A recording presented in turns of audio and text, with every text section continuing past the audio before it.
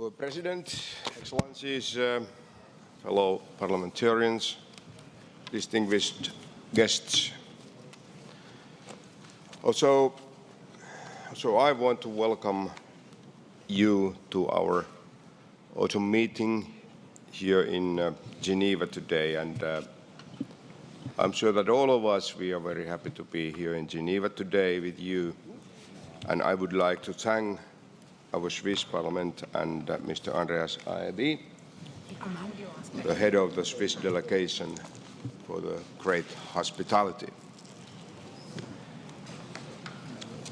There will be more time for welcomes and due thanks this afternoon, of course. So let's now turn directly to the important matters in front of us, before us, many of which our esteemed colleague, Vice President Alain Nery, just introduced. Thank you very much about it. Merci beaucoup. Yes. Since our autumn meeting at this time last year, the eyes of the world have often been divided between two hotspots of upheaval and conflict. Of course, I mean Ukraine and Middle East.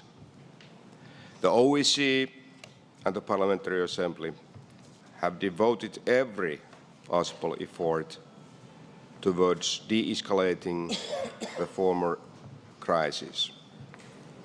However, we perhaps have not paid due attention to the latter.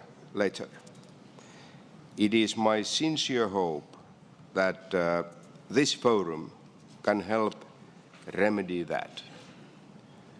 What I'm referring to is not one conflict, not one source of instability, but multiple conflicts and multiple challenges in a region of highly complex political, cultural, and religious realities.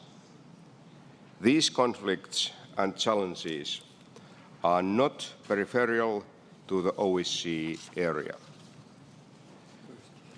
One of the biggest security threats to the region and to the whole civilized world is extremist movement of ISIS, and OSCE states are now considering ways to counter this common enemy.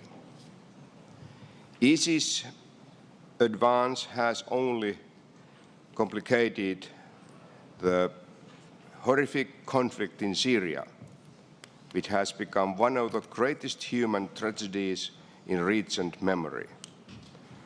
As the conflict rages, it continues to extend its destabilizing wave across the Middle East and beyond. Several OSCE states have also have significant influence over some of the parties to the conflict. The renewed violence in the Israeli-Palestinian conflict has made a lasting peace only more elusive and cost far too many lives on both sides. As long as it remains unresolved, it also threatens the peace and security of the region at large. Sadly, it also continues to serve as a cover for anti-Semitism throughout the world, including the OSCE area. The political transition that is still underway in the Middle East and the North Africa follows the Arabic Spring continues to deserve our attention. Democratic values have not fully taken root. The process will take time, leadership, and concerted international support. These are all issues that closely affect our Mediterranean partners for cooperation, I mean Algeria, Egypt, Israel, Jordan, Morocco, and Tunisia. The OSCE Parliamentary Assembly greatly values the experiences and the lessons that they will share with us to help us better understand these dynamics. I want to extend a special welcome to the parliamentarians from Algeria and Morocco who are with us here for this forum. Thank you. OSCE participating states also have an important opportunity today to share their perspectives on these issues. Let us learn from each other's experiences and consider policies to improve security and stability for our Mediterranean partners and for ourselves. Our Mediterranean Forum has many issues to discuss, such as the flow of migrants and asylum seekers throughout the region. This topic and the related human rights, political and economic factors was one of the main themes of our annual session this year. Our declaration called on EU member states to engage further in migration management and to ensure that the contribution and burden of migration on the European continent is shared equally among member states. But how can this be implemented?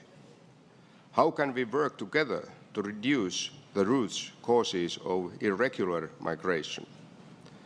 In our resolution on comprehensive immigration reform, we noted that equality of opportunity for Mediterranean people and the protection of their human rights are essential to security, peace, stability, and sustainable democracy, and hence to economic growth in the OSCE area.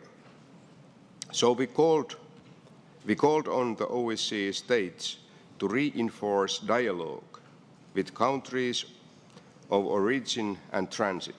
Today, we have a prime opportunity to this. Yes, we have much to work on. I look forward to the rest of this morning addresses and to our debate. I urge all of us to seize this opportunity for dialogue and brainstorming and take lessons learned back home.